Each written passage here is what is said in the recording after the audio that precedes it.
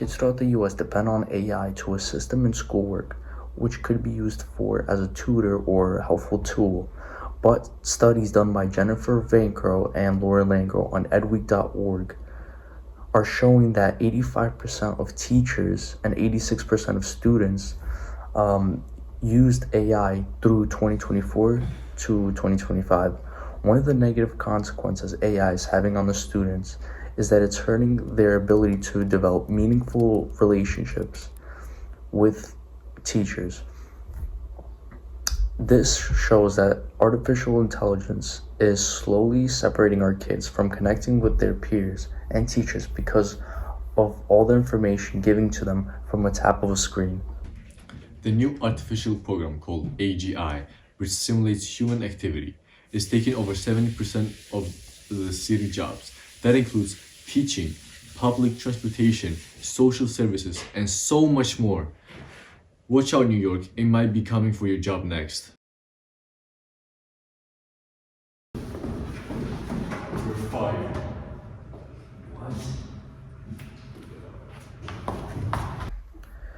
Kids aren't only losing their connections with teachers, it also includes family, peers, and mental health professionals. Because current artificial intelligence provides comfort and privacy. A study published in JAMA Network by Ryan K. McBain, who has a PhD in global health, he and his colleagues found that about 13% of the US teens and young adults, ages range between 12 and 21, used AI chatbots for mental health advice, showing that many are turning to AI instead of people for emotional support. This raises concerns that relying for AI for feelings and advice could interfere with healthy relationships and coping skills. So what do you think about AI? Honestly, I feel like it's beneficial in certain points when it comes to, like, let's say, fixing a car, or what do you call it, trying to figure out if there's something wrong with you. Like, let's say you find like a mysterious bump on your neck, Like, what if your lymph nodes on the swollen, or that nonsense. But when it comes to like emotional, like attachment to other people, like trying to figure out why does this girl say this same thing to me, right? You ask an AI, like, I feel like that's lazy. Like, when it comes to that type of topic, you should look more into yourself to actually understand why this person is reacting the way, or why you react a certain way when something comes your way. Yeah, like relying on the psychological solutions instead of actually going out there and experiencing yourself. You're missing out on like real life experiences, right? Yeah. And then where do you really learn from, right? Literally nothing. You're just gonna be kind of like a brain dead drone. I'll just ask you like, what are your thoughts on AI, and then just say like honestly anything that you think. Okay.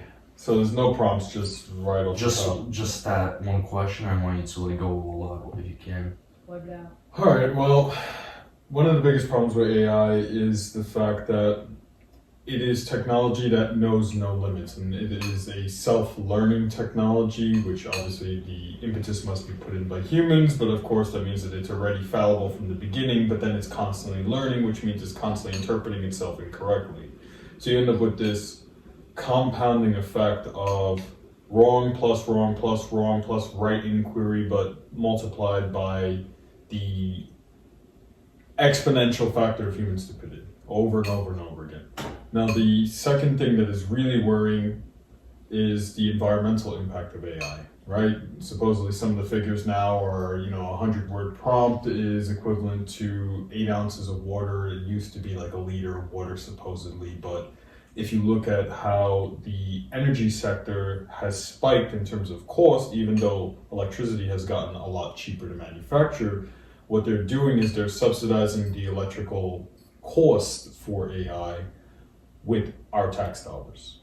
Or not even just our tax dollars, our actual dollars. We're paying for it while these billionaires are getting rich. So that is a huge problem for all of us, because it's only going to get more and more expensive as these data banks, which are destroying neighborhoods like in New Orleans and I think Illinois right now, are becoming these mega centers for these giant server rooms, basically.